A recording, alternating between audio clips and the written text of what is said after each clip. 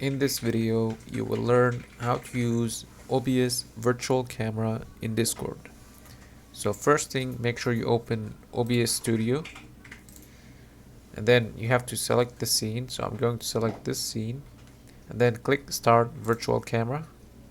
And now we have to go to Discord, go to User Settings, scroll down, Voice and Video.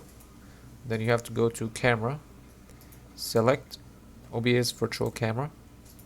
Then you can exit the setting and then join a voice channel, and then you can turn on the camera. You can see how the virtual camera is working.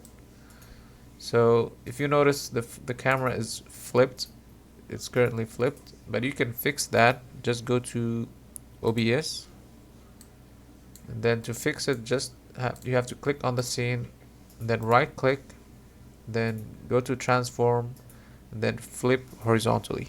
This will fix it for you. If you find this video helpful, make sure to leave a like and subscribe. Thank you for watching.